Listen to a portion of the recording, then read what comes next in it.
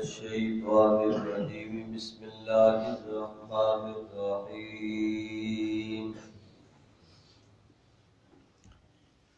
هو الذي أنزل عليك الكتاب منه آيات محكمات هن أم الكتاب وأخر متشابهات فأما الذين في قلوبهم زيغ فيتبعون ما تشابه منه ابتغاء الفتنة وابتغاء تأويله وما يعلم تأويله إلا الله والراسخون في العلم يقولون آمنا به كل من عند ربنا وما يذكر إلا أولو الألباب ربنا لا تزغ قلوبنا بعد إذ هديتنا وهب لنا من لدنك رحمة إنك أنت الوهاب ربنا إنك جامع الناس ليوم لا ريب فيه إن الله لا يخلف الميعاد سبحان ربك رب العزة عما يصفون وسلام على المرسلين والحمد لله رب العالمين اللهم صل على محمد وعلى آل محمد كما صليت على إبراهيم وعلى آل إبراهيم إنك حميد مجيد اللهم بارك على محمد وعلى آل محمد كما باركت على إبراهيم وعلى آل إبراهيم إنك حميد مجيد فرمایا اللہ وہ ذات ہے جس نے آپ صلی اللہ علیہ وسلم پر کتاب نازل فرمائی۔ اس کتاب کی آیات محکمات بھی ہے، محفوظ و مضبوط ہے۔ ہن ام الکتاب، وہی اصل کتاب، اصل میں یار و مدار، وَأُخَرُ متشابہات، اور دوسری آیات اس میں متشابہات بھی ہے۔ پس فَأَمَّا الَّذِينَ فِي قُلُوبِهِمْ، جن لوگوں کے دلوں میں کوئی نہ کوئی ایسی کجی اور کوئی ایسا زیغ میل ہوتا ہے، فَيَتَّبِعُونَ مَا تَشَابَهَ، تو وہ لوگ متشابہ آیات کے پیچھے چلتے ہیں، ابتغاء الفتنہ وابتغاء تأویلی، اس لیے کہ وہ فتنہ تلاش کریں، کوئی ایسی تعویل ڈھونڈیں، وما یعلم تأویلہ الا اللہ، لیکن حقیقت کے اعتبار سے ان آیات کا مطلب اللہ ہی کے علم میں ہے۔ وما یعلم تأویلہ الا اللہ والراسخون فی العلم، اور جو لوگ علم کے اندر مضبوط ہیں، یقولون آمنا بہ، وہ یوں کہتے ہیں کہ ہمارا ان سب کے اوپر ایمان ہے، کل من عند ربنا، جو بھی ہمارے رب کی طرف سے آیا ہم اس سب کو مانتے ہیں، وما یذکر الا اولو الالباب، بس عقل والوں کے لیے ہی تو نصیحت ہے۔ ربنا لا تزغ قلوبنا، یوں دعا مانگی گئی، اے ہمارے رب ہمارے دلوں کو زنگ نہ لگائیے، بعد اذ ہدیتنا، بعد اس کے کہ آپ نے ہمیں ہدایت عطا فرما دی، وَهَبْ لَنَا مِن لَّدُنكَ رَحْمَةً، اور اپنی طرف سے ہمیں رحمت نصیب فرما دیجئے، إِنَّكَ أَنْتَ الْوَهَّابُ، بے شک آپ ہی تو دینے والے ہیں، آپ عطا فرما دیجئے۔ رَبَّنَا إِنَّكَ جَامِعُ النَّاسِ، بے شک آپ سارے لوگوں کو جمع کریں گے، لِيَوْمٍ لَا رَيْبَ فِيهِ، اس دن جس دن کے آنے میں کوئی شک نہیں، إِنَّ اللَّهَ لَا يُخْلِفُ الْمِيعَادَ، بے شک اللہ تعالیٰ وعدے کی خلاف ورزی نہیں فرمائیں گے، کیے گئے سارے وعدے اللہ پورے فرمائیں گے۔ سورۃ آل عمران جس کی ابتدائی آیات کل تلاوت کی گئی تھی، اور ترجمہ پیش کیا گیا جس میں اللہ کی ذات کے بارے میں تعارف معرفت بتائی گئی کہ وہ حی و قیوم سب کا معبود ایک اللہ، قرآن اتارنے والا، تورات انجیل نازل فرمانے والا اللہ۔ آخر میں قرآن دیا تو اس کا انکار کرنے والے لوگ برباد ہوں گے، ماننے والے کامیاب ہو جائیں گے۔ اللہ رب العزت ہر ایک چیز کو جانتے ہیں، کوئی چیز اللہ سے چھپی ہوئی نہیں، سب کچھ اس کے سامنے ہے۔ اور ماں کے رحم میں بنانے والا اللہ شکلیں بنائی، حضرت عیسیٰ علیہ السلام کے بارے میں بھی پوری وضاحت ایسی کہ اسی کو بھی اللہ رب العزت نے بنایا۔ وہ اللہ کی اولاد نہیں، وہ خود معبود نہیں، وہ اللہ کے نبی ہے۔ اللہ رب العزت نے ان کو اپنی قدرت سے بغیر باپ کے پیدا فرمایا۔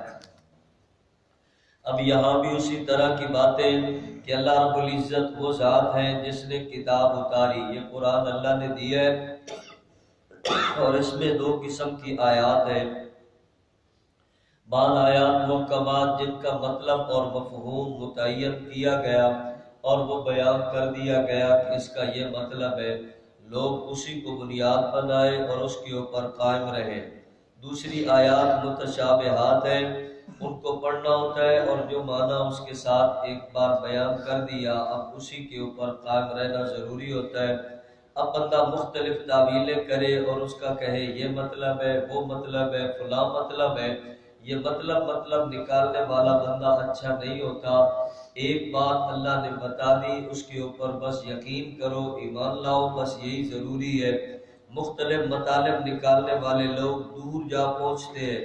اللہ فرماتے ہیں یہ وہی کرتے ہیں جن کے دلوں میں کوئی نہ کچھ ایسی بات ہوتی ہے دنیا کے اندر خرابی کرنے کی، یا اپنے آپ کو ایسے غلط راستے کی طرف لگانا، دوسروں کو لگانا، یا کسی بھی بنیاد پر وہ لوگ کام کرتے ہیں۔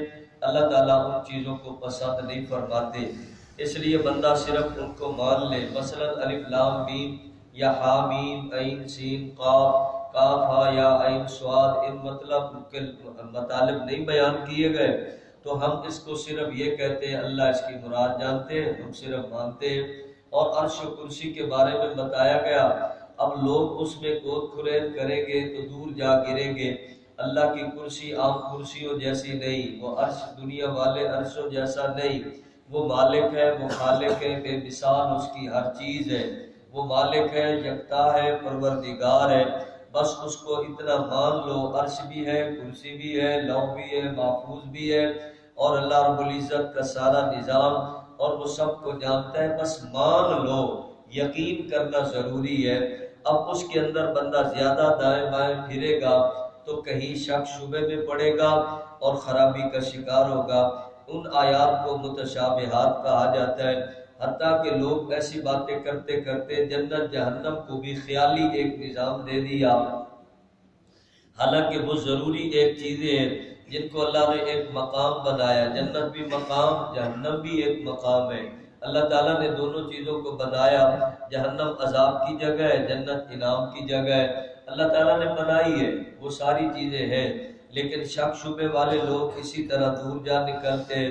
اور کوئی ایسے الفاظ قرآن کریم میں آئے ہیں جن کے مطالب کئی نکل سکتے ہیں۔ نور کے معنی علم بھی ہوتا ہے، نور کا معنی ہدایت بھی ہوتا ہے، نور کو ایمان کو بھی کہا جاتا ہے، نور قرآن کو بھی کہا جاتا ہے، نور فرشتوں کو بھی کہا جاتا ہے۔ اب نور کے اوپر لوگ کئی مطالب نکال کر اختلافات کرتے ہیں اور بڑے دور جا نکلتے ہیں۔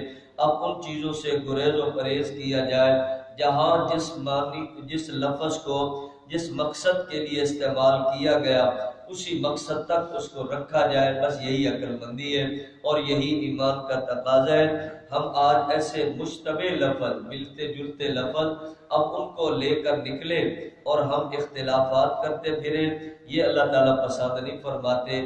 یہ چیز اللہ نے اس میں بیان فرما دی ہے۔ مالک کو سمجھو، اس نے کتاب دی، کتاب کے اندر آیات دی، آیات میں محکمات بھی ہے، متشابہات بھی ہے۔ محکمات کو اپنے یقین کا جیسے بنیاد بنا لو اور دوسری آیات کو مان لو، تسلیم کر لو۔ اب ان کے پیچھے پڑھتے رہنا اور ان کی گود کھرید کرتے رہنا، اس سے پرہیز کرو۔ وَمَا يَعْلَمُ تَأْوِيلَهُ إِلَّا اللَّهُ، تو پوری بات نہیں سمجھ سکو گے، حقیقت اس کی اللہ جانتے ہیں۔ اللہ رب العزت کے علم میں اہل علم کے بارے میں اللہ نے فرمایا وہ ہمیشہ یہی کوشش کرتے ہیں، احتیاط کرتے ہیں کہ قرآنی الفاظ کا مطلب ہم اپنی طرف سے بیان نہ کریں۔ اہل علم نے ہمیشہ کوشش کی ہے، وہ حضور کے صحابہ بھی اور اہل بیت سے اور تابعین تبع تابعین، وہ جتنے ایسے علم میں مضبوط لوگ تھے انہوں نے ہمیشہ احتیاط سے کام لیا ہے۔ وہ ایسی باتوں میں نہیں پڑتے، دوسرے لوگ پڑے رہتے ہیں، یہ بات ہے اس کا یہ حالانکہ وہاں مطلب بھی نہیں ہوتا، کچھ رکا بھی نہیں ہوتا۔ ایمان سکھا دیا، بس مان لو اللہ ہمارے معبود ہے، مان لو اس کا کوئی شریک نہیں، اور اس کا یقین کرو ہم نے اسی کی عبادت کرنی ہے تو کامیابی کا راستہ ہمارے نبی صلی اللہ علیہ وسلم نے دے دیا، بتا دیا۔ پھر آخرت میں سارا کچھ ہے، اس کو بس مان لو، یقین کرو، وہاں میزان بھی ہے، ترازو بھی ہے، صراط بھی ہے، اور وہاں جہنم بھی ہے، جنت بھی ہے، سب کچھ ہے، عرش عظیم کا سایہ بھی ہے، اور اللہ رب العزت نے بنایا، اب اس کو مان لو۔ اب اس میں زیادہ بندہ دائیں بائیں پھرے گا، خرابیوں کا شکار ہوگا، بس عقل والے لوگ ہیں جو نصیحت کو قبول کر لیتے ہیں۔ پھر اگلی دعا ہے، اس دعا کو مانگا جائے، دعائیں تو ہمارے رسول صلی اللہ علیہ وسلم بڑی خوبصورت مانگتے، بہترین دعائیں تعلیم فرمائی ہے۔ حضور علیہ السلام یہ دعا بھی مانگتے، یا مقلب القلوب ثبت قلبی علی دینک، اے دلوں کے پھیرنے والے اللہ ہمارے دل کو اپنے دین کی طرف پھیر دیجئے۔ یا مصرف القلوب صرف قلوبنا علی طاعتک، اے دلوں کے پھیرنے والے اللہ ہمارے دلوں کو اپنی عبادت کی طرف پھیر دیجئے۔ اب یہاں بھی دل کی دعا، لا تزغ قلوبنا، اے ہمارے رب ہمارے دلوں کو زنگ نہ لگ جائے۔ ہمیشہ بندہ دعائیں اس طرح مانگے، ربنا لا تزغ قلوبنا، اے اللہ ہمارے دل اب کالے نہ ہو جائے، پہلے ایمان سے منور ہو گئے، اب ایمان کی روشنی آ گئی، ہدایت کا نور آ گیا، اب دل سے ہدایت کا نور نکل نہ جائے، لائٹ چلی نہ جائے، بند نہ ہو جائے، ایسے نہ ہو جائے۔ یا اللہ ہمارے دل چمکتے رہے، دل منور رہے، ہدایت وہاں چلتی رہے۔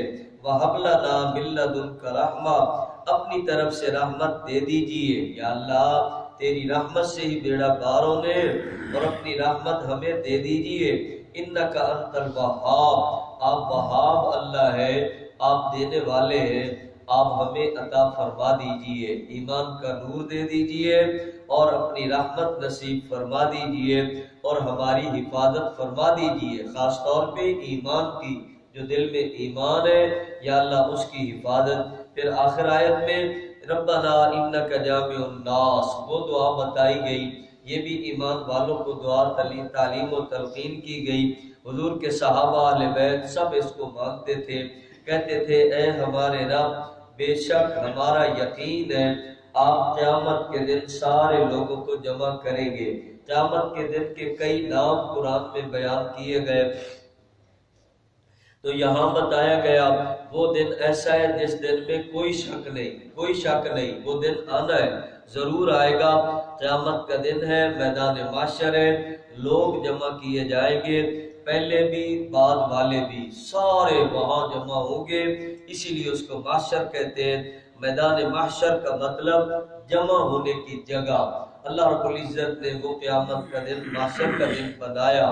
ان اللہ لا یخلف المیعاد، اللہ تعالیٰ نے جتنے وعدے کیے ہیں خلاف ورزی نہیں کرے گا، کیونکہ اس کو تو کوئی مجبوری نہیں، وہ تو پورے کر سکتا ہے، وہ قادر مطلق ہے۔ اس نے جتنے بڑے چھوٹے وعدے کیے وہ پورے کرے گا، اس کے لیے کوئی رکاوٹ نہیں، کوئی مشکل نہیں، کوئی مجبوری نہیں، وہ قادر مطلق ہے، اپنے وعدے بھی پورے فرمائے گا اور اپنا فضل بھی کرے گا اور زیادہ بھی عطا فرمائے گا، اور زیادہ بھی۔ ایک تو ہے نا وعدے والی چیز دینی ہے، ایک اللہ تعالیٰ اور دیں گے، بڑھائیں گے۔ اللہ تعالیٰ فرماتے ہیں نماز پہ یہ ملے گا، حج پہ یہ ملے گا، فلاں عمل پہ یہ ملے گا، سنت پہ یہ ملے گا۔ اب یہ ساری چیزیں بتا دی گئیں، لیکن مزید اضافے کے طور پر اللہ اور بھی بہت کچھ عطا فرمائے گا۔ اس لیے اللہ تعالیٰ کی ذات کے بارے میں، صفات کے بارے میں بس یقین کرنا ہے اور متشابہات سے اپنے آپ کو بچانا ہے۔ بس ایمان بچانے کے لیے دعائیں مانگنی ہے، کوشش کرنی ہے اور احتیاط سے کام لینا ہے۔ میدان محشر میں حاضری ہونے والی ہے، اللہ رب العزت ایمان والوں کو کامیابی عطا فرمائیں گے۔ تو ایمان کامل والی، یقین والی زندگی اللہ تعالیٰ پسند فرماتے ہیں۔ اللہ رب العزت قرآن و سنت کی باتوں کے مطابق ہی عمل کرتے ہوئے ایسی کامیاب زندگی نصیب فرمائے۔